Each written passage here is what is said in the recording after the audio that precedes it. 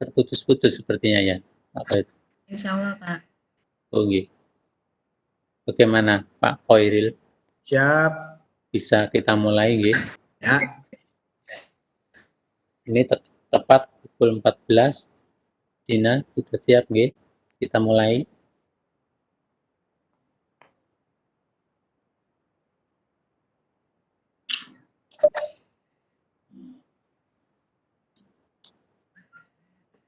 Halo, Bu Dina.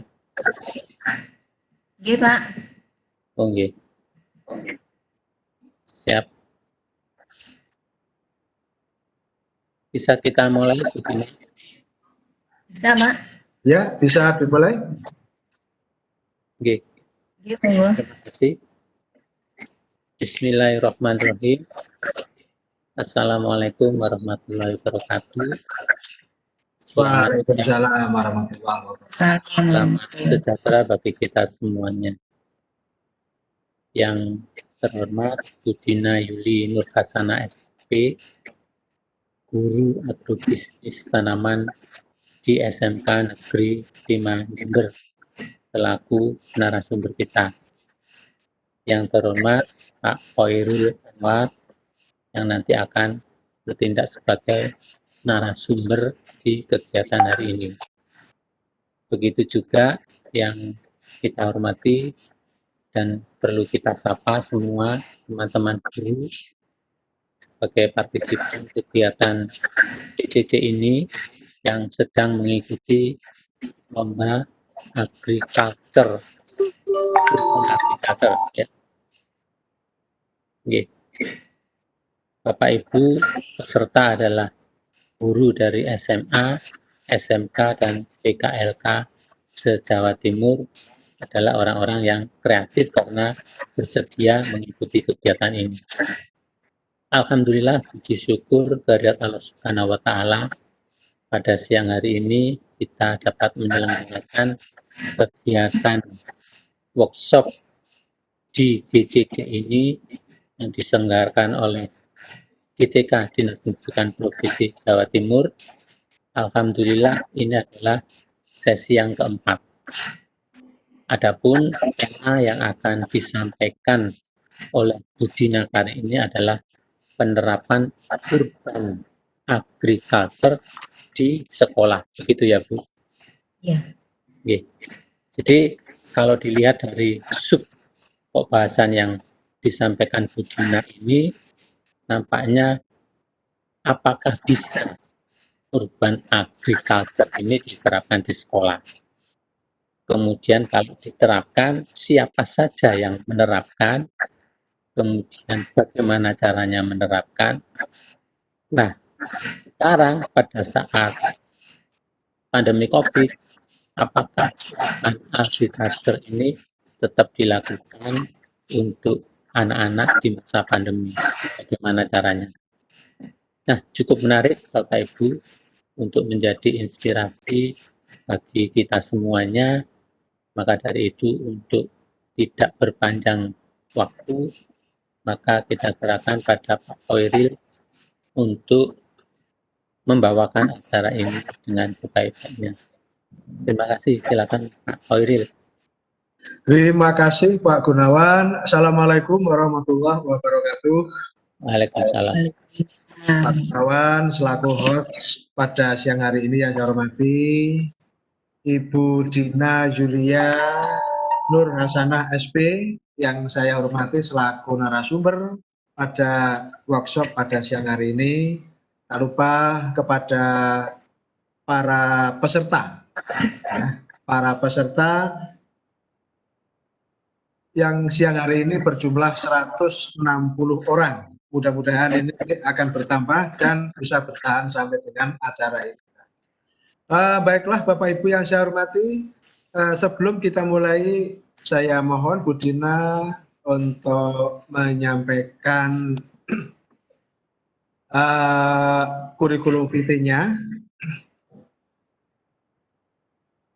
Pada hari ini Bu Dina, Bu Dina akan menyampaikan akan menyampaikan materinya sampai dengan pukul 15 Bu Dina ya. Ya, Pak. Ya. Nah, nanti setelah pukul 15 kita lanjutkan dengan tanya jawab. Tapi sebelum dimulai, mohon barangkali Bu Dina atau Pak Rusdi menayangkan kurikulum vitae dari Bu Dina.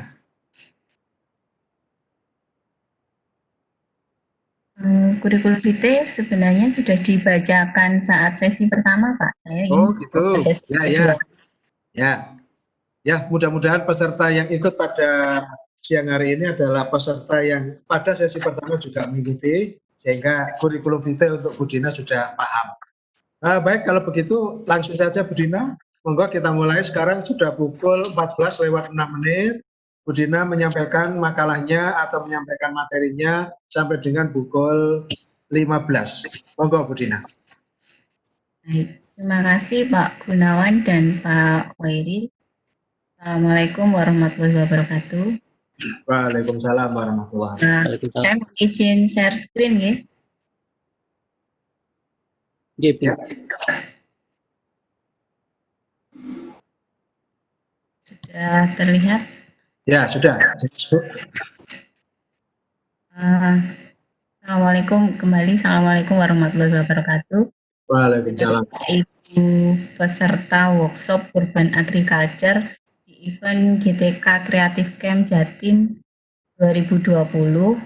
Hari ini adalah sesi terakhir, sesi keempat, yaitu penerapan Urban Agriculture di sekolah.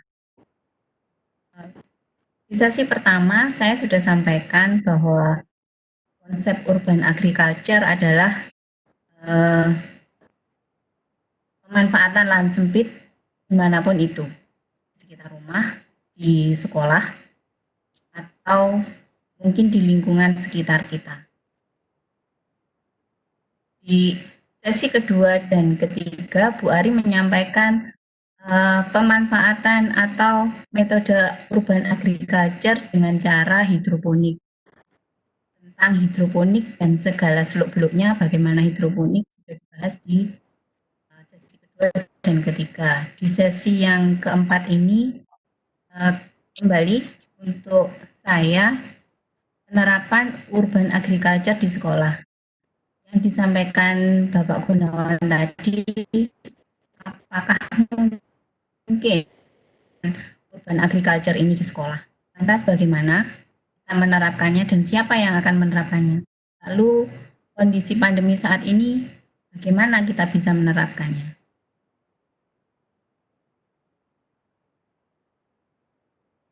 Apakah urban agriculture dapat diterapkan di sekolah? Kemudian siapa yang menerapkannya di sekolah? Bagaimana penerapannya?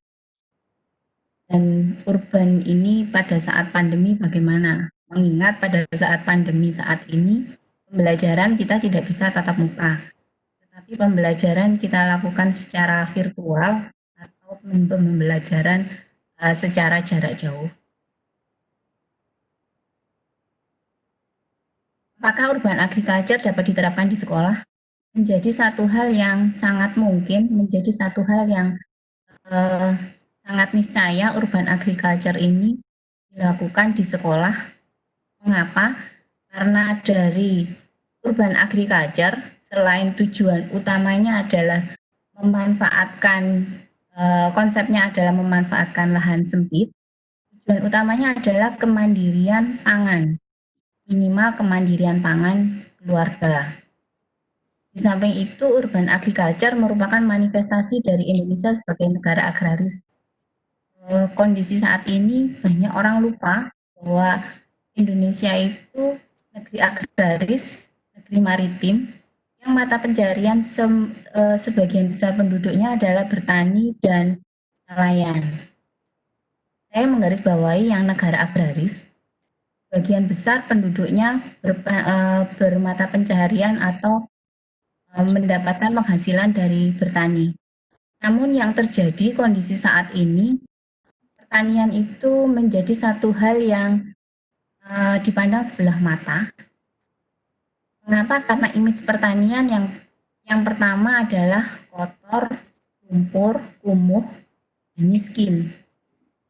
Padahal jika kita tahu bahwa pertanian, apalagi sekarang eranya adalah agribisnis, itu menjadikan satu peluang. Jadi setiap lini dari pertanian itu menjadikan satu peluang usaha.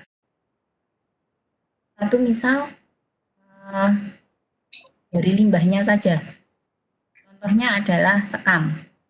Sekam kalau sekarang sudah banyak yang memanfaatkan, sudah banyak yang tahu sehingga mempunyai nilai jual. Tapi pada sebelum saat ini, sekam itu dibuang begitu saja, kemudian tidak berguna. Tetapi sekam ketika dikumpulkan menjadi media, kemudian ketika dibakar maka nilai jualnya akan lebih tinggi. Itu satu contoh sederhana yang mengatakan bahwa pertanian itu memiliki peluang bisnis yang cukup besar. Nah, karena tidak dilirik terutama generasi muda saat ini, maka urban agriculture menjadi satu pilihan, satu solusi untuk mengubah mindset bahwa pertanian itu tidak selalu kotor, tidak selalu kumuh, dan tidak identik dengan kemiskinan. Tapi dengan urban agriculture diharapkan bahwa image itu berubah menjadi pertanian itu menyenangkan, pertanian itu bersih, produknya mempunyai nilai jual tinggi, produknya mempunyai mutu yang cukup bagus dan sehat. Kemudian kenapa memilih sekolah? Sekolah sebagai lembaga pendidikan merupakan tempat segala bentuk perubahan ke arah yang lebih baik. Perubahan karakter, perubahan sikap, bahkan di situ juga merupakan tempat untuk menjadikan anak bangsa sebagai generasi penerus yang peka lingkungan. Tidak hanya dari sekedar cerdas, tetapi juga cerdas lingkungan, cerdas spiritual, dan mempunyai literasi yang cukup tinggi. Artinya literasi di sini tidak hanya sekedar membaca, lingkungan pun juga dianggap sebagai orang yang literat dengan lingkungannya. Jadi, apakah urban agriculture dapat diterapkan di sekolah? Sangat bisa diterapkan di sekolah. Bahkan dengan menerapkan urban agriculture di sekolah, sekolah menjadi satu role model, menjadi satu contoh bagi masyarakat sekitar bahwa pertanian, perkotaan itu bisa kita lakukan, menjadi satu keniscayaan bahwa setiap orang akan mampu untuk bertani, bahkan di perkotaan sekalipun. Siapa yang menerapkan urban agriculture di sekolah? Ada guru dan siswa, sudah jelas, karena guru sebagai agent of change atau agen perubahan yang juga sebagai penggerak. Mungkin saat ini sering kita dengar atau bahkan lagi tren guru penggerak. Guru penggerak tidak hanya yang mungkin dalam seleksi Mendikbud dan lain sebagainya. Hampir setiap guru adalah penggerak. Karena dengan kita menjadi guru, minimal kita menjadi memberikan ilmu, memberikan pendidikan kepada siswa, itu merupakan satu gerakan kita untuk merubah perubahan sikap, merubah mindset, merubah sikap, merubah tingkah laku. Nah, itu bagian dari kenapa guru. Jadi kembali guru sebagai agent of change, sebagai penggerak dan sebagai role model.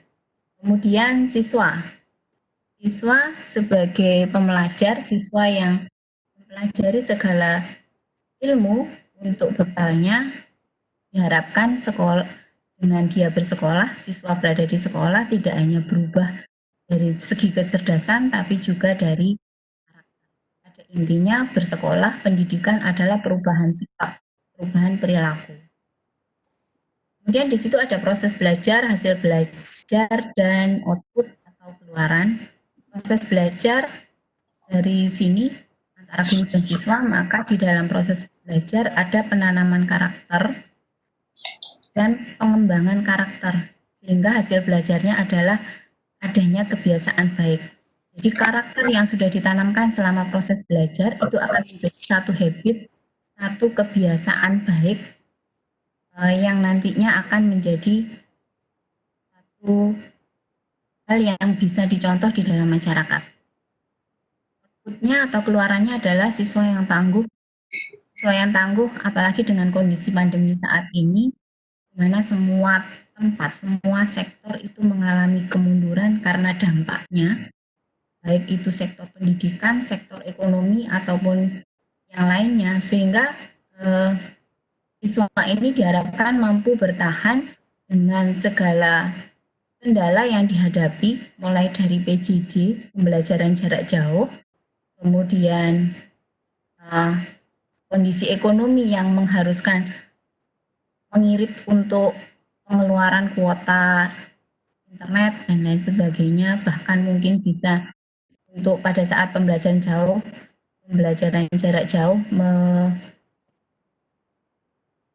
menampung atau kerja kelompok dengan temannya, itu juga menjadikan satu siswa mampu bertahan. Sehingga diharapkan dengan kondisi yang serba kekurangan saat ini, kondisi yang serba terbatas, walaupun fasilitas ada, namun kondisi belajar jarak jauh itu membuat satu titik kejenuhan tersendiri. Sehingga dengan kondisi yang seperti ini, tetapi siswa tetap mampu bertahan, mampu menyerap ilmu, mampu mengaplikasikan kebiasaan baiknya, maka outputnya adalah siswa yang tangguh. Bagaimana kita menerapkannya di sekolah? Artinya bagaimana menerapkan urban agriculture di sekolah? Dan ini tidak lepas dengan kurikulum. Kurikulum merupakan acuan standar pelaksanaan pendidikan di sekolah atau penyelenggaraan pendidikan di sekolah. Kurikulum ini mengatur kegiatan intrakurikuler atau kegiatan akademis dan kegiatan ekstrakurikuler atau kegiatan non-akademis. Artinya di dalam kurikulum ini merupakan manifestasi dari penyeimbangan otak kanan. Ekstrakurikuler ini adalah mengembangkan otak kanan dan otak kiri, yaitu intrakurikuler. Di mana di intrakurikuler yang akademis tentunya mengedepankan tentang pengetahuan, skill, dan kompetensi. Dengan ekstrakurikuler ke arah psikomotorik, kemudian kreativitas, dan lainnya. Nah, di intrakurikuler atau di pengembangan kecerdasan, ini sangat jelas bagaimana kita akan menerapkan satu model yaitu urban agriculture jika kita tidak mengikuti kurikulum.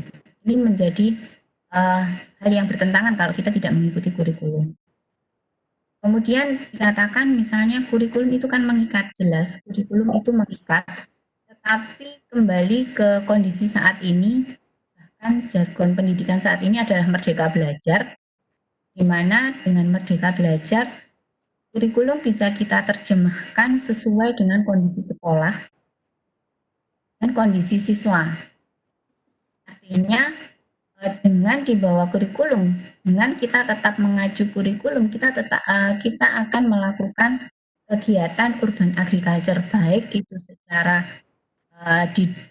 intrakurikuler atau pembelajaran di dalam kelas, pembelajaran dengan mata pelajaran, maupun dengan ekstrakurikuler atau pengembangan life skill dan pengembangan otak kanan. Nah, di mana kita melakukannya? Jadi karena kita pada jenjang SMK atau MAK, kemudian SMA atau MA, dan PKLK, yang ketiga lembaga ini bisa melakukan penerapan urban agriculture. Bagaimana urban agriculture di SMK? Urban agriculture di SMK bisa kita lakukan di dalam pembelajaran secara mandiri, artinya satu pembelajaran pada mata pelajaran produk kreatif dan kewirausahaan, kemudian pembelajaran pada EVA atau Teaching Factory, atau gabungan dari beberapa mata pelajaran C3 yang pembelajarannya secara terintegrasi. Apakah mungkin pembelajaran terintegrasi itu pada mata pelajaran kelompok A, B, C1, sangat dimungkinkan sekali. Jadi saya awali dari produk kreatif dan kewirausahaan. Produk kreatif dan kewirausahaan di mana kompetensi dasarnya merupakan satu rangkaian standar operasional prosedur untuk membuat produk kreatif, mulai dari desain, membuat prototipe, kemudian membuat kemasannya, menghitung analisa biaya produksi, sampai pada pembuatan produk massal dan pemasaran. Nah, bagaimana kemudian kita menginsert atau memasukkan urban agriculture di sana? Jika kita memasukkan di sana dalam satu grand design produk kreatif dan kewirausahaan ini, temanya adalah urban agriculture. Artinya nanti siswa mulai dari membuat desain, kemudian membuat prototipenya, membuat produk massalnya itu terkait dengan urban agriculture, bahkan sampai pada tingkat pemasaran. Itu temanya adalah urban agriculture. Dan itu sudah ini sekedar sharing, itu sudah pernah saya lakukan seperti itu. Jadi dengan membuat media tanam, membuat pupuk organik, dan beberapa produk lainnya ke arah urban agriculture, dan ternyata bisa bahkan sampai menjual. Kemudian bagaimana jika pembelajarannya terintegrasi? Untuk produk kreatif dan kewirausahaan ini bisa pada kompetensi keahlian yang linier dengan urban agriculture, yaitu agribisnis tanaman, atau bisa juga untuk kompetensi yang lain yang itu memungkinkan.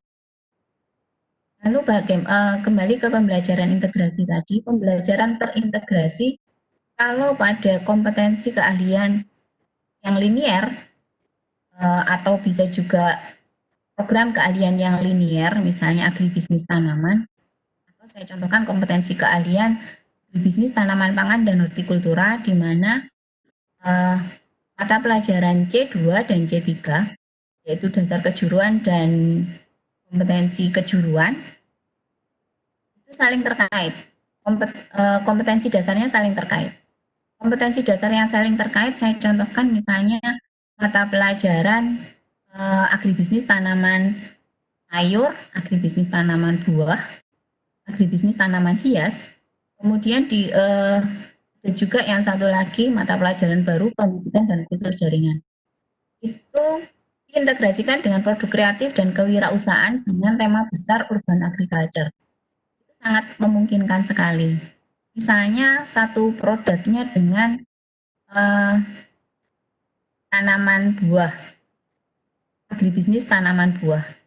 Agribisnis tanaman buah untuk urban agriculture biasanya menggunakan tanaman buah dalam pot atau tabulam pot. Maka di sini yang diintegrasikan dengan produk kreatif, desainnya atau dari awal jelas tabulam pot. Desainnya apa, komoditasnya apa, kemudian prototipenya bagaimana, maka itu bisa menjadi satu titik korelasi. Integrasinya ada di situ. Kemudian bagaimana dengan mengintegrasikan pada mata pelajaran yang lain, misalnya bahasa Indonesia. Bisa juga pada saat pembuatan produk kreatif tadi atau pembuatan tanaman buah dalam pot, itu diintegrasikan dalam bahasa Indonesia adalah bagaimana membuat prosedurnya. Kemudian laporannya bagaimana. Nah, itu bisa masuk di bahasa Indonesia atau bahasa Inggris. Gimana dengan biologi? Dengan biologi itu bisa dengan bagaimana pertumbuhan tanaman. Artinya di situ pembelajaran terintegrasi sangat memungkinkan atau sangat mungkin untuk dilakukan. Lantas untuk matematika bagaimana? Untuk matematika bisa dilakukan dengan menghitung analisa biaya produksi. Walaupun di situ untuk matematika adalah matematika sederhana. Tapi itu sangat diperlukan bagi siswa. Kemudian yang berikutnya adalah teaching factory atau TEFA. Di dalam TEFA itu ada satu model pembelajaran di mana model pembelajaran ini berbasis produksi atau berbasis produk, barang atau jasa, di mana proses produksinya merupakan menjadi satu acuan atau proses produksinya harus mempunyai standar.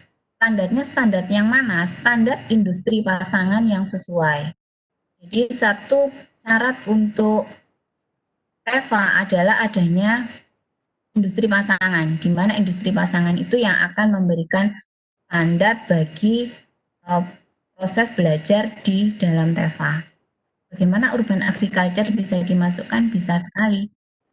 Jadi dengan urban agriculture, model pertaniannya adalah urban agriculture. Kita bicarakan dengan industri pasangannya.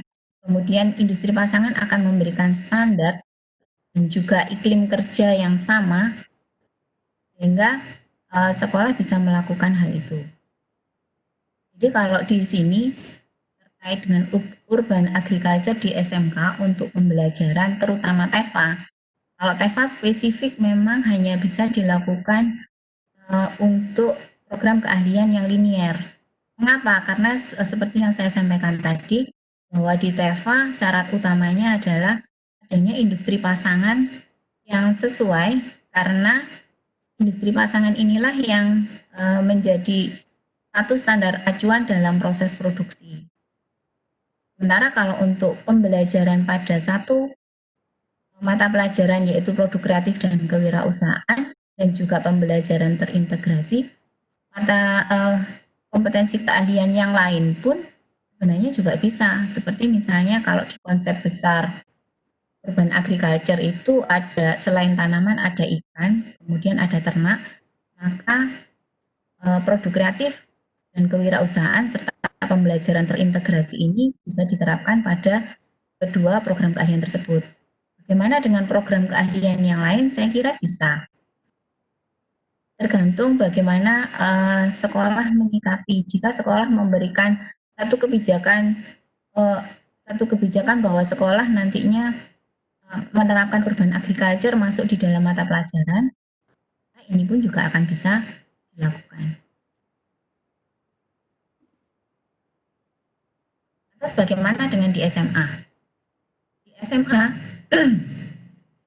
SMA bisa dilakukan dengan mata pelajaran prakarya dan kewirausahaan. Pada mata pelajaran prakarya dan kewirausahaan, ini ada lingkup budidaya.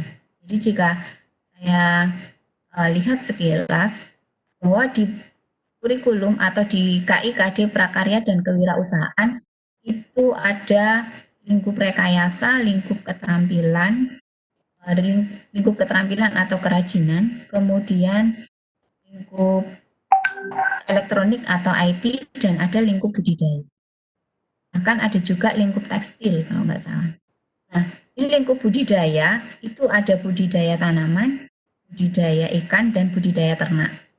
Budidaya tanaman itu pada kelas 10, budidaya ikan pada kelas 11, dan budidaya ternak pada kelas 12. Ini bisa jika kembali dengan konsep Merdeka Belajar, sebenarnya bisa saja ini diberikan menjadi satu kesatuan, bisa saja ini karena kalau menurut saya antara tanaman, ikan, ternak semuanya ini kan tidak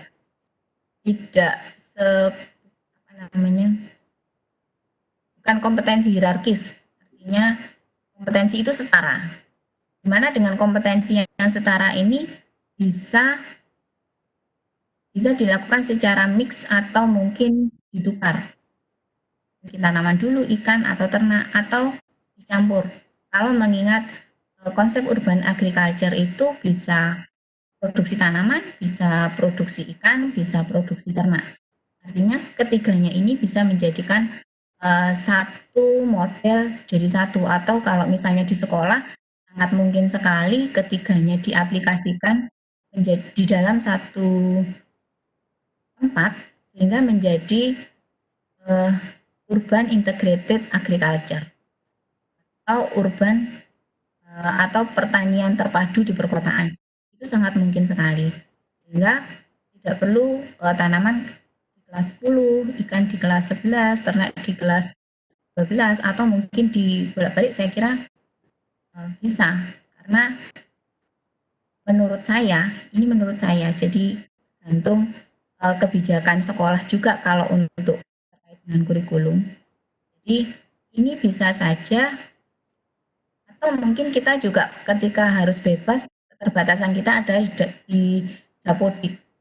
Artinya dengan kondisi yang sekarang, boleh saja ini ditukar. Kembali tadi bahwa kompetensi budidaya tanaman, ikan, dan ternak itu adalah kompetensi yang setara. Beda dengan kalau misalnya matematika, harus bisa apa dulu sebelum yang lainnya. Jadi ada kompetensi prasyarat. Tapi kalau budidaya tanaman, ikan, dan ternak ini tidak ada prasyarat. Kecuali itu memang diajarkan secara detail seperti di SMK, maka untuk kompetensi kejuruan yang lainnya pasti akan ada. Kalau untuk di SMA saya kira tidak. Nah, di mata pelajaran prakarya dan kewirausahaan sebenarnya juga bisa diintegrasikan. Seperti yang saya sampaikan tadi, integrasinya bagaimana? Integrasinya kembali kita juga harus memetakan kompetensi dasarnya. Kompetensi dasar yang mana yang akan kita ajarkan? Tentunya dengan pemetaan kompetensi dasar ini kita akan tahu mana yang bisa menjadi satu irisan dengan kompetensi dasar pada mata pelajaran yang lain. Misalnya yang tadi saya contohkan di bahasa Indonesia terkait dengan laporannya. Bagaimana kalau dengan seni budaya? Dengan seni budaya misalnya membuat desain urban agriculture-nya, tentunya itu akan menggambar dan lain sebagainya, desainnya bisa diintegrasikan dengan seni budaya dan yang lainnya. Di SMA pun itu sangat mungkin urban agriculture dilakukan. Kenapa ya? Karena kurikulumnya sudah mewadahi. Meskipun saat ini pada saat pandemi kurikulum juga disederhanakan. Tapi penyederhanaan kurikulum juga tidak kemudian meringkas semuanya seringkas-ringkasnya, tidak. Batasannya adalah 40-60%. Dan itu pun tidak semua kompetensi dasar dihilangkan. Tapi ada juga yang dipertahankan karena merupakan kompetensi esensial atau kompetensi prasyarat, seperti yang kalau misalnya di matematika itu ada kompetensi. Jadi baik di SMK ataupun di SMA itu sangat mewadahi sekali untuk urban agriculture bisa dilakukan di sekolah. Kemudian bagaimana dengan di PKLK? Sama halnya dengan di SMA, di PKLK itu ada beberapa kurikulum KIKD dari kondisi spesifik peserta didik atau siswa. Untuk tunarungu, tunadaksa, tunagrahita itu mengakomodir KIKD untuk kompetensi keterampilan hortikultura.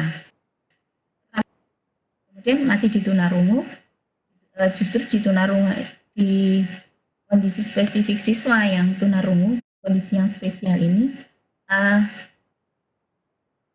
ada 3 yang menjadi 3 ranah tadi ya. Jadi ada budidaya tanaman, budidaya ikan, dan ada budidaya ternak. Itu di tunarungu. Kalau untuk tunadaksa dan grahita itu hanya ada budidaya tanaman. Artinya di PKLK ini pun urban agriculture yang dilakukan. Karena itu tadi, karena untuk membekali siswa dengan keterampilan, bahkan sudah diakomodir dengan kurikulum, maka kegiatan urban agriculture ini menjadi leluasa untuk diterapkan. Kalau kemudian Bapak Ibu ada yang lokasi sekolahnya di desa, itu tidak menjadi satu hambatan atau tidak menjadi batasan untuk berkarya tentang urban agriculture di sekolah. Kemudian dengan keterampilan yang seperti ini, jelas sekali untuk membekali siswa agar mampu mandiri setelah lulus. Sehingga kembali lagi bahwa kita memang acuannya kurikulum tadi. Setelah kita melirik atau kita melihat kembali kurikulum, ternyata urban agriculture ini sangat diwadahi di kurikulum.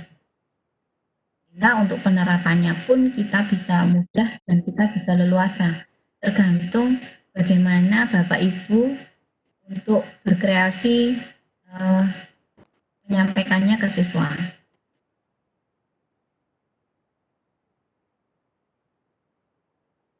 Dan berikutnya adalah ekstrakurikuler urban agriculture.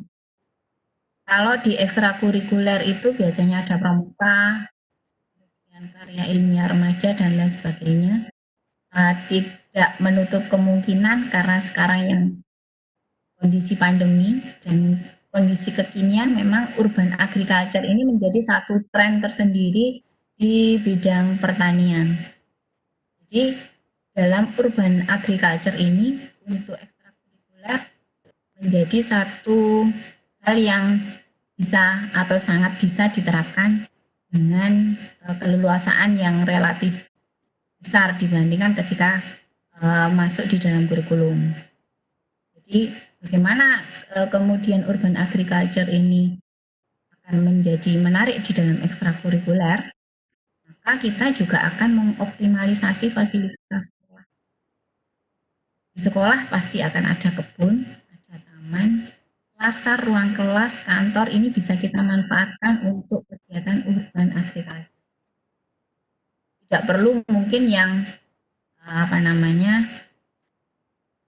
yang mungkin barang-barangnya kalau misalnya untuk pot itu harus beli, tidak seperti itu. Bisa juga kita memanfaatkan barang-barang bekas. Kemarin kalau untuk hidroponik itu wadahnya bisa dari wadah bekas kemasan es krim atau bisa juga dari botol kemasan atau botol air kemasan. Nah itu bisa sama seperti itu.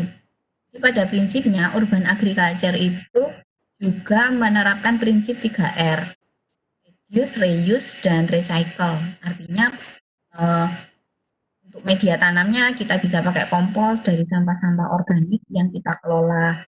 Kemudian untuk tempatnya, kalau misalnya di gambar saya ini memang ini adalah tempat pilih, tapi kita bisa juga memanfaatkan karung goni yang ada, atau misalnya kita memanfaatkan barang-barang bekas yang bisa kita buat seperti ini.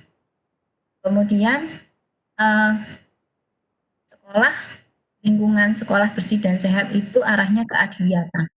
Jadi ekstrakurikuler urban agriculture ini goal besarnya atau tujuan besarnya bisa ke arah sekolah adiwiyata. Saya lihat di beberapa sekolah yang sudah yang sekolahnya sudah platform meraih sekolah adiwiyata itu rata-rata menerapkan urban agriculture. Jadi salah satu sudut amannya itu memanfaatkan urban agriculture. Jadi kembali di ekstrakurikuler urban agriculture ini sangat dimungkinkan untuk dilakukan di sekolah. Baik itu di SMK, kemudian di SMA atau PKLK. Jadi urban agriculture ini bisa kita terapkan di semua sektor, artinya di semua bidang di sekolah, baik itu di intrakurikuler ataupun di ekstrakurikuler.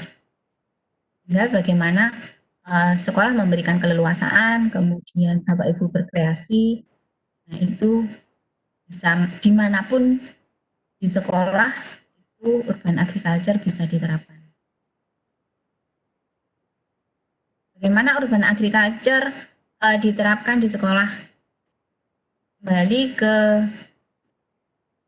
kondisi saat ini, Merdeka Belajar yang sering didengungkan, kemudian kurikulum saat pandemi saat ini kurikulum mulai disederhanakan dan sudah beberapa, kalau untuk SMK itu yang kurikulum yang beredar masih kurikulum untuk mata pelajaran kelompok A dan kelompok A, B, dan C1. Sementara untuk kelompok C2 dan C3 masih di tahap review karena saya nggak masuk di tim penyederhanaan kurikulum untuk SMK. Nah, kemudian bagaimana kondisi saat ini, kondisi belajar saat ini yang PJJ? Kan tidak memungkinkan untuk siswa berada di sekolah, walaupun ada beberapa sekolah yang sudah menerapkan siswanya datang ke sekolah. Artinya pembelajaran tidak hanya PJJ, tetapi juga kombinasi dari PJJ dan tatap muka. Dengan kondisi yang seperti ini, bagaimana urban agriculture dapat diterapkan? Itu melalui penugasan. Penugasan ya bisa individu atau bisa kelompok, kemudian secara penugasannya secara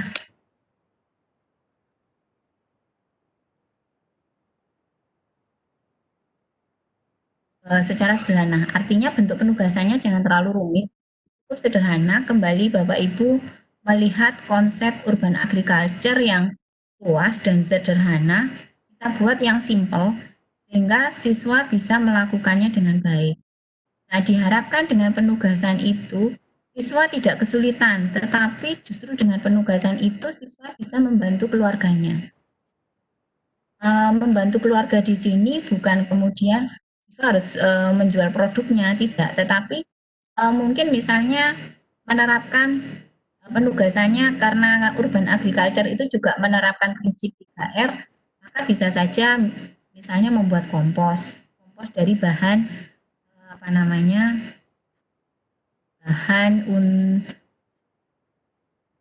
bahan organik atau sampah rumah tangga yang organik.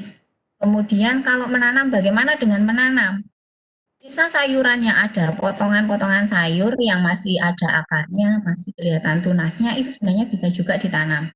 Nanti di slide ini saya tidak menampilkan itu, tetapi Bapak Ibu bisa melihat di materi nanti yang akan saya share di grup Telegram.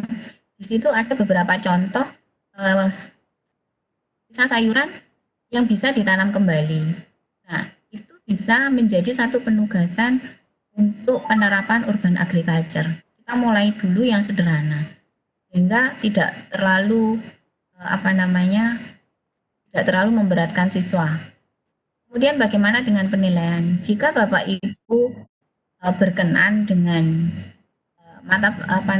model pembelajaran terintegrasi yang saya sampaikan tadi, maka Bapak Ibu bisa berkolaborasi dengan guru mata pelajaran yang lain yang di sekolah, sehingga siswa hanya mengerjakan satu tugas untuk beberapa mata pelajaran. Nah, itu sudah bisa, saya anggap itu sudah bisa membantu keluarga. Kenapa? Karena jika setiap mata pelajaran kita berikan tugas, kemudian mata pelajaran itu sekitar 13 sampai 14 mata pelajaran dalam satu level, satu kelas, maka satu minggu dia akan mendapatkan sekian tugas. Tetapi kalau dengan kita berintegrasi, kita berkolaborasi, maka dengan satu tugas saja itu sudah bisa siswa untuk beberapa mata pelajaran. Seperti yang saya sampaikan tadi, misalnya kalau untuk SMA, tadi ada prakarya dan kewirausahaan, itu bisa dikolaborasikan dengan biologi. Misalnya untuk pertumbuhan tanamannya itu dengan biologi. Kemudian untuk desainnya dengan seni budaya. Laporan bisa dengan bahasa Inggris dan bahasa Inggris dan bahasa Indonesia. Atau bagaimana dengan kimia? Nah, proses pertumbuhan itu kan juga tidak lepas dengan proses di kimia. Saya kira itu juga menjadi satu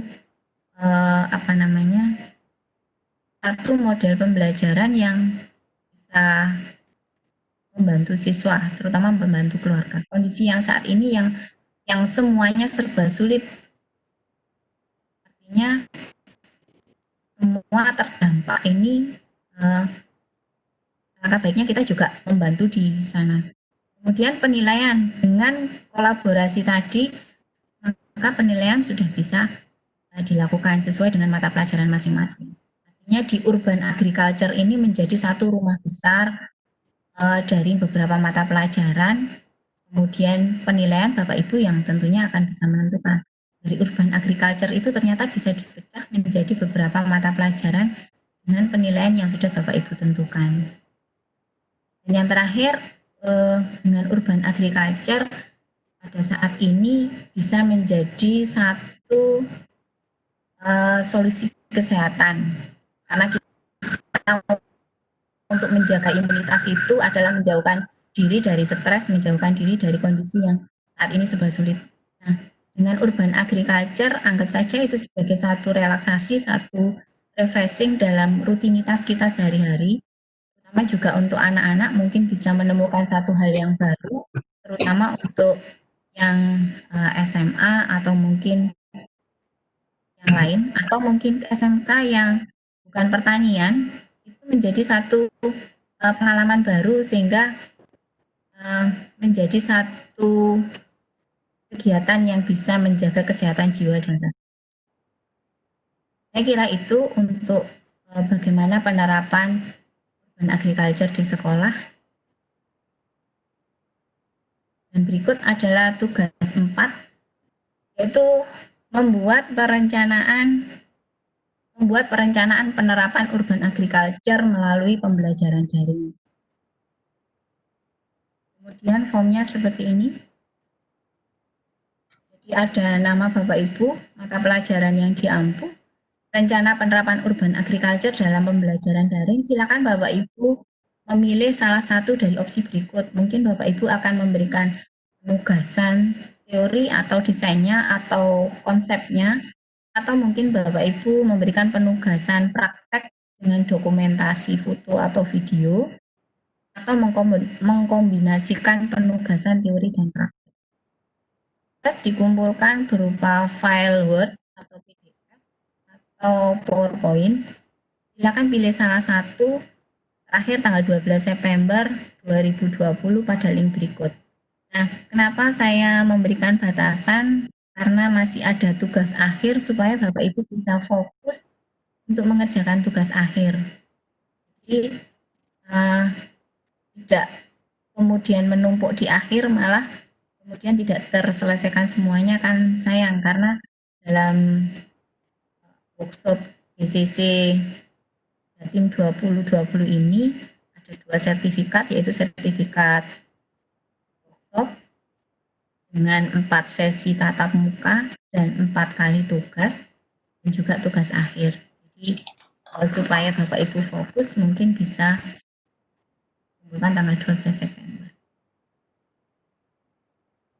Demikian Bapak Ibu peserta workshop GCC Urban Agriculture.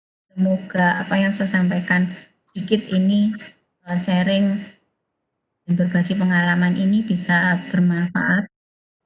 Akhirnya ada kembali quote saya adalah no farmer, no food, no life. Ini jika tidak ada petani maka tidak ada makanan dan tidak ada kehidupan. Manusia butuh makan, maka petani insya Allah selalu ada. Demikian paparan saya. Saya kembalikan kepada Bapak Wiril. Apabila ada hal yang kurang berkenan dan salah, karena ini juga kita sharing sebenarnya, bukan saya menggurui, tapi kita sharing pengalaman dan juga sharing ilmu sedikit. Saya mohon maaf bila ada kekurangan. Assalamualaikum warahmatullahi wabarakatuh. Saya kembalikan kepada Waalaikumsalam warahmatullahi wabarakatuh. Terima kasih Bu Dina. Alhamdulillah Bu Dina telah menyampaikan materi. Ya, sebenarnya waktunya masih ada 10 menit Bu Dina, tapi tidak apa-apa. Kita langsung lanjutkan dengan tanya jawab Bu Dina ya. Iya Pak. Ya, ini ada pertanyaan pertama dari Ibu Hikmah Ramadhani Wismantara, SMKN 1 Arjasa Sumeneb. Pertanyaannya, di sekolah maksudnya di SMKN 1 Arjasa Sumeneb itu ada 2 jurusan, yaitu teknik bisnis sepeda motor dan agrobisnis hasil perikanan. Apakah dalam mata pelajaran PKK, produk kreatif kewirausahaan, bisa dimasukkan materi dan praktik hidroponik? Mohon penjelasan. Itu Baik. pertanyaannya, ya, langsung dijawab. Baik.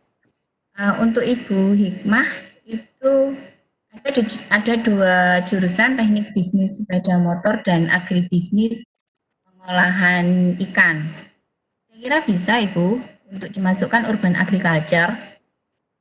Untuk yang jurusan teknik bisnis sepeda motor itu bisa mungkin untuk di kelas 10, di kelas 11 semester 1 misalnya. Itu bisa dimasukkan di dalam di dalam mata pelajaran PKK. Hanya saja saran saya kalau untuk jurusan teknik bisnis sepeda motor sebaiknya urban agriculture itu di ekstrakurikuler. Kenapa? Karena kalau untuk produk kreatif menurut saya cenderung itu lebih baik linear dengan kompetensi keahliannya. Kenapa? Supaya siswa lebih bisa mengembangkan produk dari kompetensinya, supaya siswa bisa mengaplikasikan ilmunya di produk kreatif dan kewirausahaan tersebut. Kemudian kalau untuk agribisnis pengolahan hasil perikanan itu jelas Ibu bisa, karena di urban agriculture ini tidak hanya produksi dalam bentuk segar. Jadi kalau di biotrop artinya di Siameo biotrop, urban agriculture itu jauh lebih luas. Jadi sampai pada pengolahan. Dan di Ibu ini kan agribisnis pengolahan hasil perikanan. Itu produk kreatifnya masuk di situ sangat bisa. Atau bahkan mungkin diawali dari pemeliharaan ikan misalnya. Tapi kalau di Sumeneb itu kan memang kondisi di sana merupakan sentra produksi ikan laut ya. Jadi saya kira justru bisa olahannya itu kembangkan. Masuk di urban agriculture-nya masuk di PKK bisa sekali. Bisa bahkan bisa dikombinasikan atau diintegrasikan dengan mata pelajaran C3-nya. Kan tentu di mata pelajaran C3 ada pengolahan, ada pengembangan produk dan lain sebagainya yang saya tahu sedikit tentang pengolahan agribisnis pengolahan itu ya. Saya kira sangat bisa kalau di jurusan agribisnis. Kalau untuk teknik saya sarankan di ekstrakurikulernya. Itu ya, terima kasih Bu Dina. Saya kira untuk penanya pertama yaitu Bu Hikmah Ramadhani Wismantara dari SMKN 1 Arjasa Sumeneb sudah jelas ya. Tadi Bu Dina telah memberikan penjelasan yang begitu jelas, peluang-peluangnya ada di mana dan diterapkan seperti apa. Selanjutnya ini ada pertanyaan dari Bapak Tria Lisdianto. Ini pertanyaannya, selamat siang Ibu pemateri, dalam pelaksanaan kegiatan proyek ini mulai dari awal proyek sampai pembuatan video dan laporan kira-kira membutuhkan waktu berapa lama untuk estimasi pembuatan laporan? Dan untuk karya proyek dari awal sampai laporannya bagaimana? Mohon penjelasan. Untuk Bapak Tria Lisdianto, kalau ini terkait dengan tugas akhir, detailnya bisa Bapak lihat di web Pak ya. Bapak bisa mencermati di web GCC, di situ ada petunjuknya berapa bulan, artinya tugas akhir itu sampai batas waktunya kapan. Kemudian kalau misalnya untuk Bapak mau membuat penugasan, seperti yang saya sampaikan tadi, penugasannya itu adalah untuk siswa. Jadi itu hanya perencanaan saja. Jadi Bapak memberikan penugasan, perencanaan kepada siswa, nanti siswanya yang mendokumentasikan. Nah, tentunya itu sesuai dengan instruksi Bapak, dengan kreativitas Bapak tentunya yang sederhana. Jadi sampai berapa lama itu juga Bapak sendiri yang menentukan kalau itu terkait dengan tugas yang keempat. Kalau terkait dengan tugas akhir atau tugas akhir dari program GCC ini, itu batas akhirnya bisa dilihat di web Bapak, karena di situ juga ada petunjuknya dan template-nya. Kalau misalnya 1 bulan, saya sarankan yang sederhana yang bisa Bapak lakukan, kemudian kemudian itu didokumentasikan di video karena itu sebagai bukti fisik untuk penilaian juri. Dalam hal ini materi tidak ikut untuk menilai karena yang menilai adalah juri dari Simeo, kemudian dari UM. Jadi untuk karya proyek akhir dibuat saja yang sederhana tapi itu mempunyai satu nilai yang menjadi inovasi.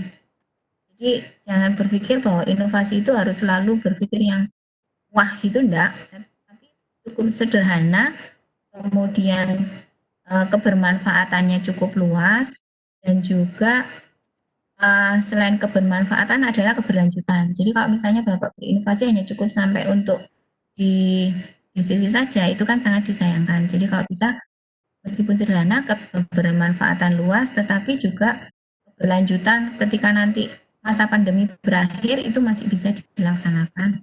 Itu jauh lebih baik. Artinya mungkin di awal ini adalah kegiatan awalnya saja.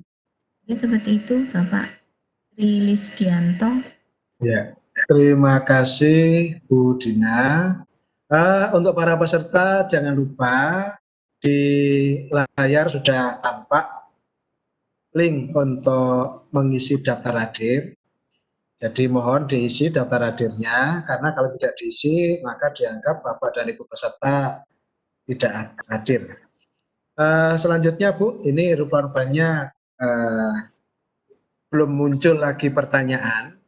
Ini kita bincang-bincang masalah urban agriculture di sekolah. Iya, agriculture di sekolah Bu ya. Gini Bu. Trennya urban farming sih sebenarnya Pak. Urban farming gitu ya. Iya, boleh juga. Begini Bu, setiap tanaman itu kan memiliki karakteristik ya. Betul. Ada tanaman itu yang karakteristiknya untuk dataran rendah, ada untuk dataran tinggi, ada yang di semua dataran bisa. Begitu juga ada kebutuhan airnya, ada yang tanaman tergolong di lahan basah, ada yang tergolong di lahan kering, ya. Begitu juga iklimnya Bu. Ya sebagai contoh saja, saya membawa tanaman dari Batu, saya bawa ke Surabaya. Kalau dari Batu, wah buahnya hebat, bagus. Saya bawa ke Surabaya, ya ternyata tidak bisa berbuah. Ini pernah saya coba, saya membawa bibit kelengkeng itu. Di tempatnya sana, di tempat aslinya di dataran tinggi, kelengkeng itu bagus, buahnya banyak. Setelah saya bawa ke Surabaya, berbunga Bu, tapi rontok. Nah, barangkali perlu Ibu menyampaikan sebagai ilmu tambahan buat teman-teman peserta ini, kira-kira tanaman apa saja sesuai dengan karakteristik tanaman itu sehingga urban agriculture di sekolah ini nanti bisa berhasil. Baik Pak, memang iya tanaman itu kembali pada cara tumbuh. Kalau kami mengatakan, jadi kalau di pertanyaan itu ada cara tumbuh, itu tergantung dari ketinggian, kemudian iklim cuaca itu memang sangat berpengaruh terhadap pertumbuhan tanaman. Jadi kalau misalnya di yang Bapak contohkan tadi kelengkeng, kelengkeng sebenarnya daya adaptasinya cukup luas, artinya bisa juga di dataran tinggi, bisa juga di dataran rendah. Tapi untuk memindahkan dari dataran rendah ke tinggi atau sebaliknya dari dataran tinggi ke rendah itu kita perlu adaptasi dulu. Oh, Jadi kalau misalnya beli bibit kelengkeng dari batu yang kondisi batu itu kan kondisinya dataran tinggi, suhu dingin, kemudian pencahayaan atau sinar matahari tidak terlalu banyak, kemudian pindah ke Surabaya yang cukup panas. Nah itu kita adaptasikan dulu. Caranya bagaimana? Jangan langsung terkena sinar matahari langsung dulu. Taruh di tempat yang teduh dulu beberapa hari. Kemudian terkena sedikit sinar matahari sampai kemudian dia kuat di sinar matahari. Kalau kemudian tanaman itu sudah mampu berbunga, itu sebenarnya sudah beradaptasi, Pak. iya, iya. Sudah mampu beradaptasi karena dia sudah mampu berbunga.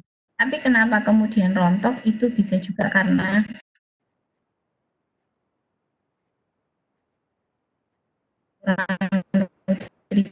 Halo? nutrisinya kita perlu. Halo? Berbunga itu biasanya butuhnya adalah air. Halo? Suara saya bisa didengar, Pak? Putus-putus, Bu. Putus-putus. Iya. Halo? Saya ulang lagi. Ya. Ya. Masih bisa didengar, Pak? Putus-putus.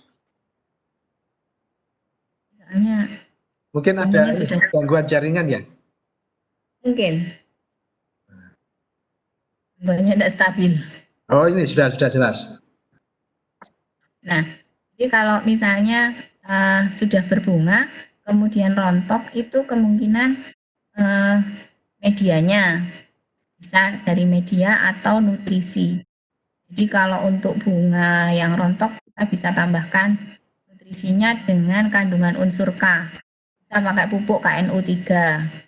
Kemudian kalau media kurang, kita tambahkan medianya atau tanahnya supaya tanaman itu mampu menyerap nutrisi. Kadang-kadang kalau tanaman buah dalam pot itu ketika sering disiram maka medianya turun sehingga akarnya itu kelihatan, itu juga pengaruh. Jadi jangan sampai akarnya kelihatan.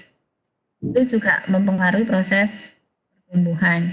Nah, kalau untuk tanaman sayur biasanya kan dari benih itu dipilih saja untuk tanaman yang daya adaptasinya luas seperti misalnya sawi, lettuce, kemudian tomat itu juga bisa di dataran rendah atau dataran tinggi, cabai. Kemudian kalau untuk tanaman rambat itu pare, oyong itu hampir semuanya mempunyai daya adaptasi yang luas, bisa di dataran rendah atau di dataran tinggi. Tapi kalau misalnya brokoli, nah itu susah kalau harus di dataran rendah. Paprika itu juga tidak bisa kalau di dataran rendah. Bahkan di Batu sendiri, kalau paprika itu di Batu kota dengan di Batu yang sumber berantas itu beda. Karena saya sebenarnya kan dulu mutasi dari Batu. Saya bisa nanam, saya pernah nanam paprika di rumah karena kondisi tempat rumah saya itu di kota, itu buahnya normal. Jadi pendek itu sudah berbuah. Tapi kalau di sumber berantas itu buahnya bisa besar dan bagus. Termasuk juga di pujon. Di pujon itu juga sama. Artinya di lokasi yang sama pun kadang-kadang kita juga harus memperhatikan ketinggiannya, suhu, itu juga pengaruh. Itu Pak. Ya, terima kasih. Ya, nanti saya lanjutkan lagi untuk selingan. Ini sudah ada penanya, Bu, dari Ibu Farah, dari SMN 1 Yosowilangun. Pertanyaannya, apakah boleh mengkolaborasi urban culture dengan kearifan lokal daerah kita masing-masing? Bisa. Justru itu yang akan menjadi satu nilai tambah kalau kita bisa mengkolaborasikan dengan kearifan lokal daerah masing-masing. Biasanya kearifan lokal daerah masing-masing itu mempunyai satu produk unggulan. Nah, produk unggulan itu bisa dikembangkan di urban agriculture. Misalnya kalau di Lumajang misalnya itu pisang, itu bisa saja budidaya pisang kan biasanya di kebun, kita mungkin di pot, atau misalnya lokasi atau di tempatnya itu sentra padi. Coba sih kalau misalnya padi itu tidak di lahan sawah, tapi bisa di ember misalnya atau di bak itu juga bisa. Karena di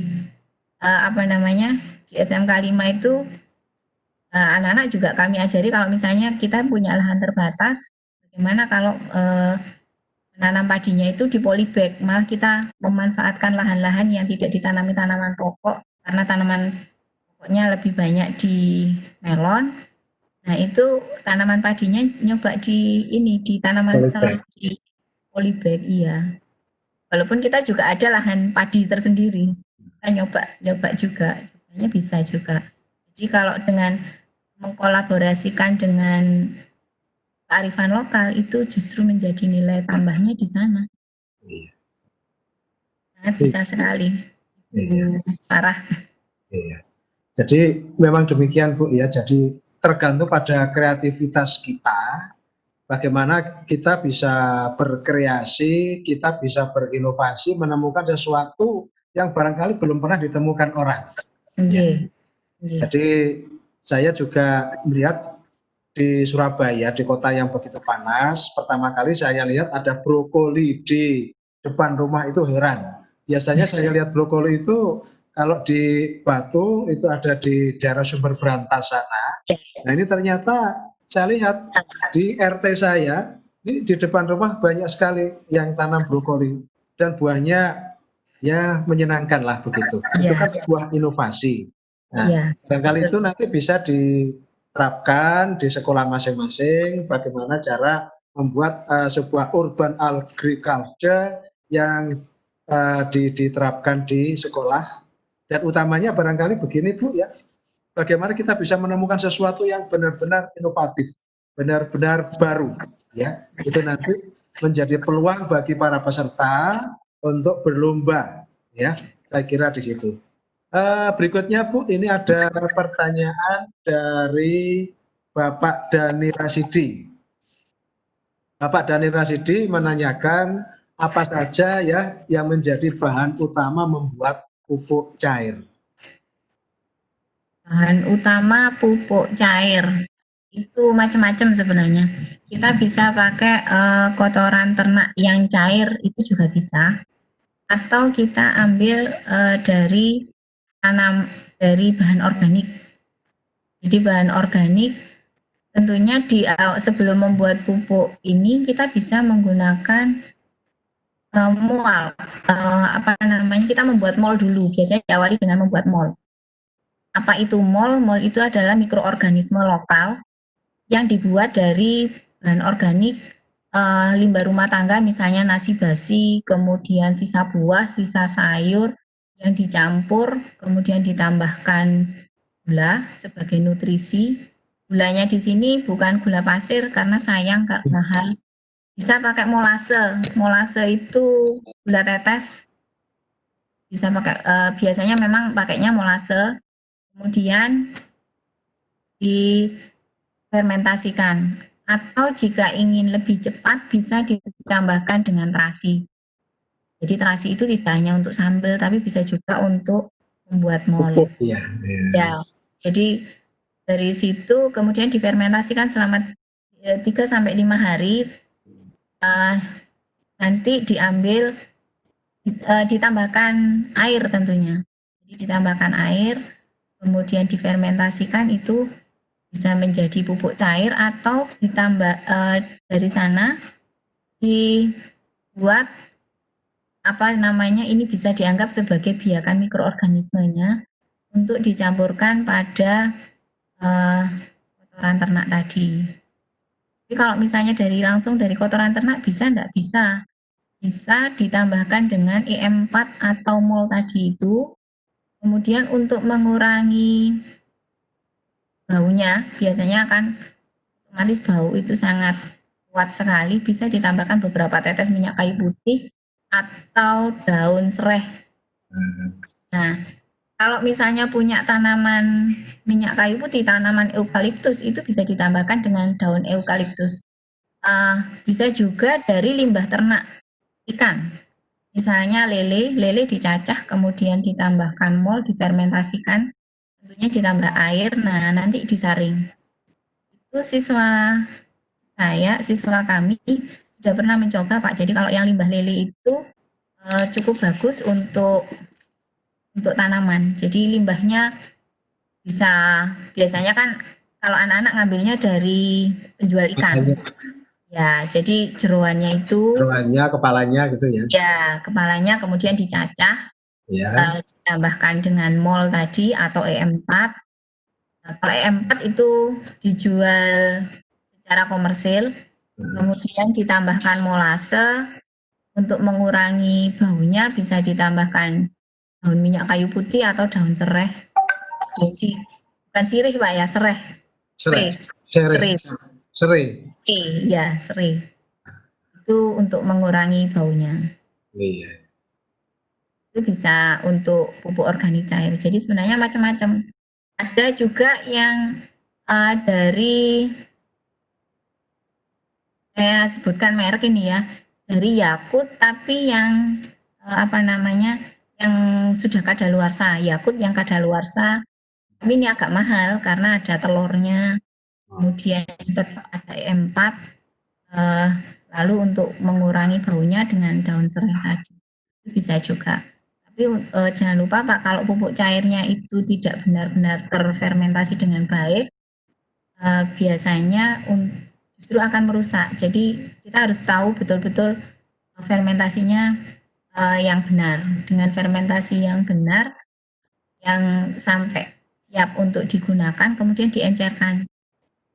Jangan langsung dituang ke tanaman, tapi diencerkan dulu, kemudian baru disiramkan ke tanaman. Jadi butuh waktu Bu ya untuk masa fermentasi itu ya? Ya, tergantung dari bahannya. Iya. Nah, ini menarik sekali Bu. Yang saya tahu selama ini minyak kayu putih itu untuk masuk angin. Iya, ada juga restoran katanya Pak. Iya, bahkan ini pada masa pandemi COVID ini saya lihat di media sosial ada seorang pasien yang sudah diisolasi, dari sana setiap hari hanya mencium minyak kayu putih bisa sembuh. Ya, ternyata juga bisa menyuburkan tanaman ini ya Bu. Ya. Baik Bu, ini waktunya masih ada 15 menit. Nah, ini ada pertanyaan Bu. Pertanyaan berikutnya dari Ibu Wahyu Windari. Untuk tahun ini saya juga menugaskan siswa mengerjakan di rumah, tetapi kontrol untuk pelaksanaannya kurang maksimal, sehingga tidak sesuai dengan target. Bagaimana mengatasi hal tersebut, Bu? Mohon penjelasan. Permasalahan Ibu sebenarnya permasalahan Bapak Ibu guru semua, termasuk saya. Jadi kalau kontrol dengan siswa itu kembali kita sering mengingatkan. Ini kendala kendala pembelajaran jarak jauh bagi semua Bapak Ibu guru di semua jenjang, baik itu SD, SMP, SMA, SMK. Itu menjadi satu kendala. Bagaimana kemudian kita mengontrolnya adalah dengan kita sering untuk berinteraksi dengan siswa, meminta. Jadi kalau kita di kelas itu kadang kita capek mengingatkan, maka kalau di PJJ ini kita capek untuk online dengan mengingatkan siswa, menagihnya. Nah, ini biasanya kalau saya mintanya ada jurnal. Jadi minggu ini saya berikan tugas, minggu depan harusnya dikumpulkan atau 2-3 hari dikumpulkan, ternyata hanya 2 orang, 3 orang. Nah, itu menjadi satu tambahan pekerjaan kita memang untuk menagih siswa, seolah-olah gurunya yang butuh, bukan siswanya yang butuh. Nah, tapi kembali kita sampaikan bahwa di masa pandemi ini tidak hanya anak-anak yang sulit, tapi juga Bapak Ibu guru, bahkan di semuanya itu juga mengalami kesulitan, maka kita lebih banyak memberikan motivasi untuk anak-anak bisa mengerjakan dengan baik. Kalau hanya sekedar kita memang tidak bisa Bu untuk minta target 100% karena kita tidak bisa mengontrol. Itu menjadi satu kendala bagi kita semua. Jadi kembali kita tidak bosan-bosan untuk memotivasi siswa, memotivasi anak-anak bahwa di masa pandemi ini kita harus tetap produktif, anak-anak tetap harus bersekolah, tetap menagih itu adalah untuk membangun tanggung jawab mereka, karena mereka tidak hanya bertanggung jawab untuk mengumpulkan tugas, tapi mereka juga bertanggung jawab pada diri sendiri. Bagaimana jika kemudian mereka tidak mengumpulkan tugas, yang itu menjadi bukti kita untuk penilaian, kemudian pada saat penilaian nilainya kurang, orang tuanya protes, anak saya sudah online tiap hari, tetapi seperti ini. Nah, kita kan ada bukti. Artinya itu tetap menjadi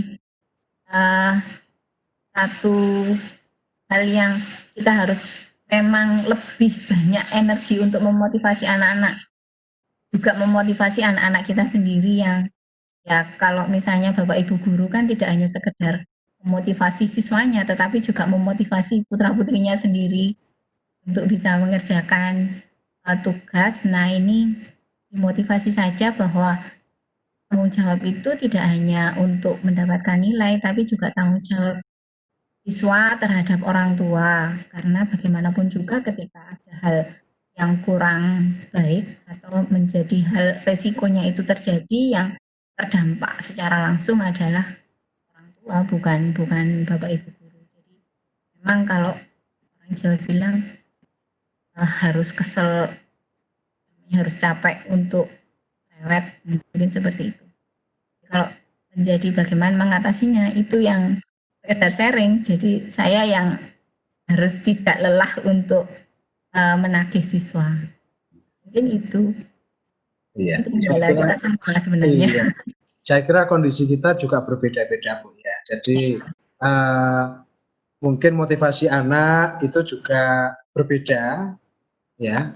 Jadi di satu daerah, mungkin di kecamatan, di perkotaan, ini motivasi anak juga berbeda. Saya kira cara mengatasinya juga berbeda-beda juga. Nah, ini kita lanjutkan Bu. Ada pertanyaan dari Ibu Aisyah Bilah dari SMK Kreatif Hasbullah jurusan Elektronika Industri. Mau bertanya, maaf sebelumnya karena masih baru banget di bidang ini. Pertanyaan untuk di line topik, di line topik ya. Ya, apakah saat pengumpulan tugas akhir harus dengan prasyarat dengan penyertaan video? Kemudian, apakah harus diterapkan di sekolah? Ya, dan untuk pertanyaan, ini lanjutannya ini. Pertanyaan untuk narasumber, untuk penerapan di sekolah, lebih baik hidroponiknya menggunakan greenhouse atau tidak? Berikutnya, hidroponik seperti apa yang baik digunakan di sekolah, weak system, atau yang lainnya? Minta tolong dijelaskan. Untuk Ibu Aisyah, tugas akhir itu sesuai dengan ketentuan Ibu, bisa dicek di webnya GCC. Di situ sudah ada, mungkin kalau misalnya memang diminta untuk video, maka harus mengumpulkan video. Kemudian, jadi kalau tahu saya memang harus mengumpulkan video. Kenapa? Karena itu bukti otentik kita sudah melakukan tugas sesuai dengan, artinya kita melakukan kreasi sesuai dengan yang kita kumpulkan. Jadi kalau saya dulu membimbing siswa di ACC, jadi si Southeast Creative Camp Simeo, itu memang ada videonya.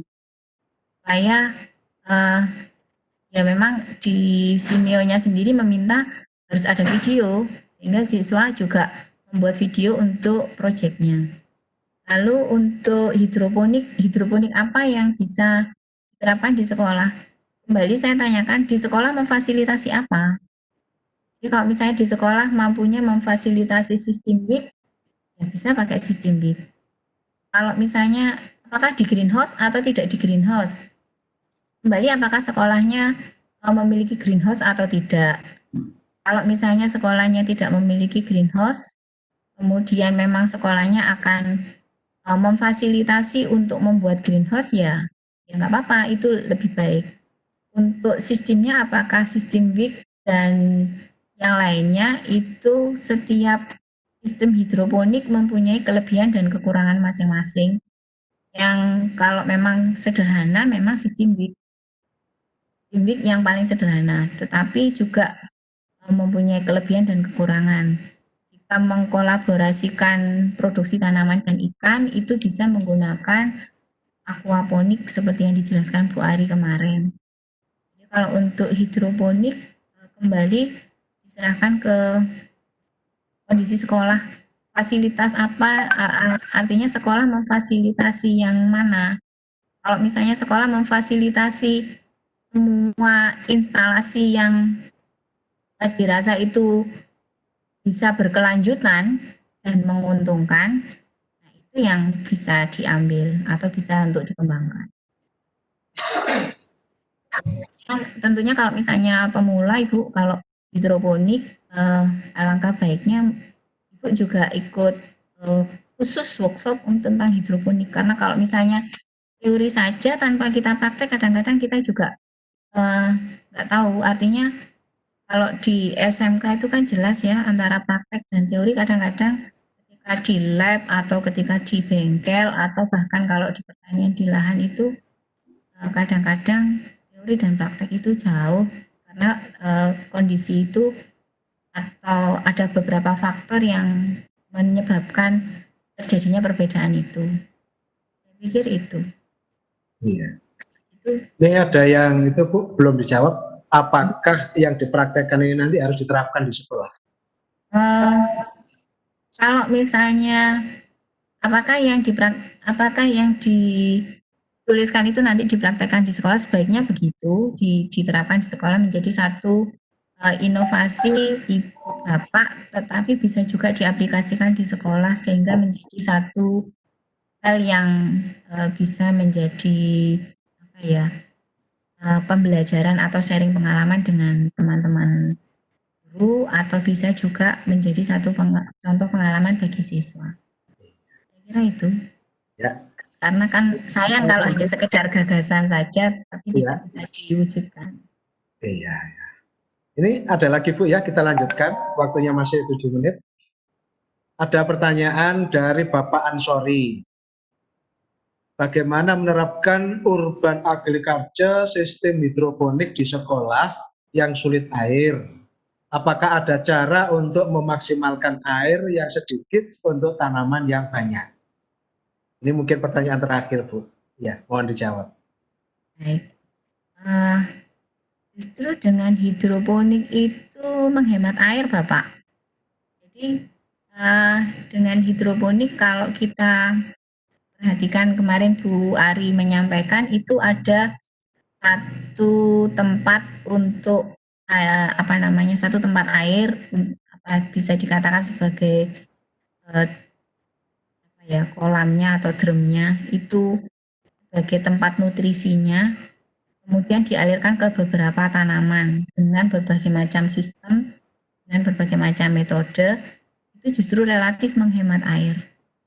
Kalau misalnya di lahan butuh airnya lebih banyak, justru di hidroponik lebih sedikit. Lebih sedikit ya? Ya, karena di dalam hidroponik itu kan nanti terjadi sirkulasi perputaran air. Apalagi kalau misalnya kemudian digabungkan dengan yang ikan tadi, aquaponik, itu terjadi proses sirkulasi air. Jadi air itu kan berputar.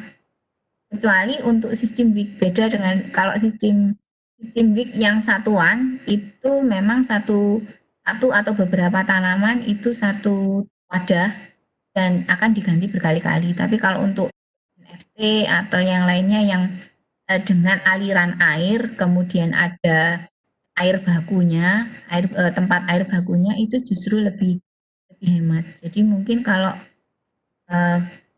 yang kurang air itu bisa NFT atau yang dengan metode sirkulasi air tadi.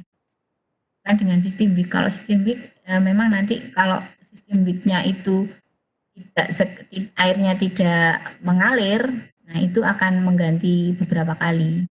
Kalau yang NFT itu kan ada aliran, ada air baku, nah itu justru lebih hemat air. Ya, saya kira demikian Pak Ansori sudah jelas dijelaskan tadi oleh Ibu narasumber. Jadi bagaimanapun juga kita harus pandai-pandai memanfaatkan, satu memanfaatkan lahan, dua memanfaatkan bahan, dan yang ketiga yang utamanya adalah membuat hasil secara maksimal. Ini saya pernah ada di sebuah daerah Bu ya. Di daerah itu ada program pertanian yang namanya Tam Yam Sang. Jadi di sebuah tambak, di atas tambak itu ada ayamnya, kemudian di pematangnya itu ada pisangnya. Nah, ternyata di situ terjadi sirkulasi pemanfaatan. Ya. Ya. Barangkali itu kan salah satu prinsipnya, nanti bisa diterapkan bagaimana caranya. Baiklah, masih ada ya. Yang disampaikan Bapak tadi itu yang dikatakan sebagai integrated farming atau pertanian terpadu, di mana di situ ada aliran energi atau ada sirkulasi untuk saling membutuhkan. Iya. Sehingga tidak ada yang terbuang Bu. Ya, ayam itu akan dimakan apa itu ikan, ya air dari tambak itu bisa untuk menyiram pisang, ya dan sebagainya, itu tidak ada yang terbuang sama sekali. Itulah kekuasaan Allah yang maha besar. Ya. Baik, barangkali ada pesan terakhir 1 menit Bu yang mau disampaikan. Yang saya sampaikan terakhir seperti yang di quote di slide saya terakhir, no farmer, no food, no life. Selama manusia membutuhkan makan, pasti akan ada petani yang menanam, ada makanan, baru akan ada kehidupan. Jika tidak ada yang menanam, maka ya kehidupan tidak ada. Selagi manusia butuh makan, maka pertanian tidak akan pernah mati.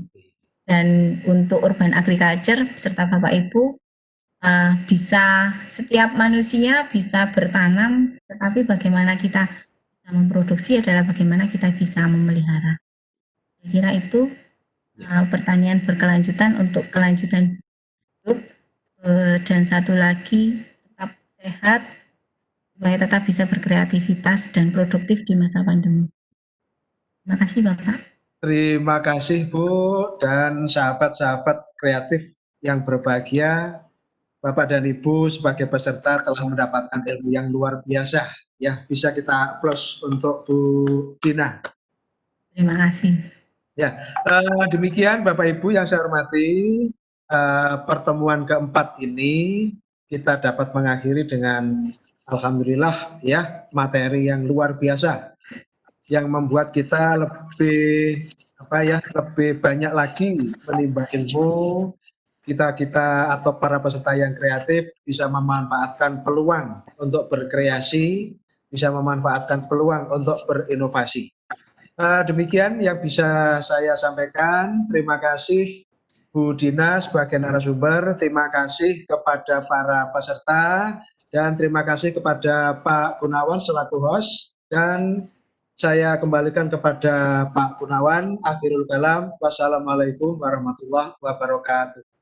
Waalaikumsalam warahmatullahi wabarakatuh.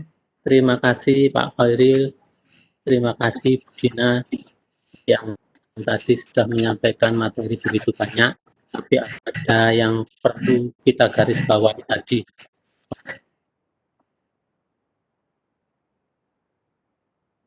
Bahwa pesan kehidupan, di situ kita butuh menanam.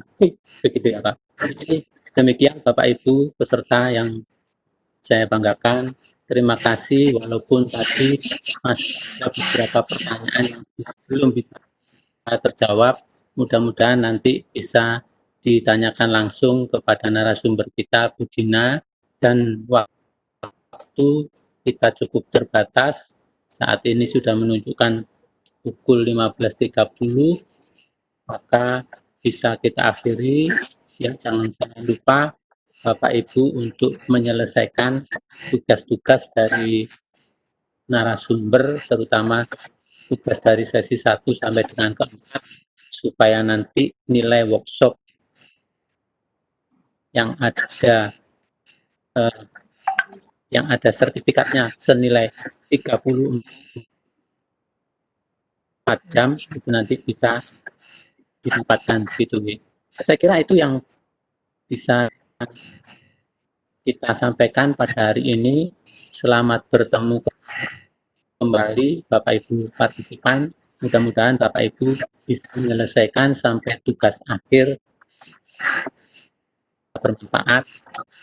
Inovasi-inovasi yang panjenengan berikan di tugas akhir itu sehingga bisa menjadi inspirasi kita bersama. Baik, kita tutup acara ini dengan mengucap alhamdulillahirrahmanirrahim. Mudah-mudahan bermanfaat. Terima kasih. Assalamualaikum warahmatullahi wabarakatuh. Terima kasih Pak Khairi, Bu Diana. Sampai jumpa lagi.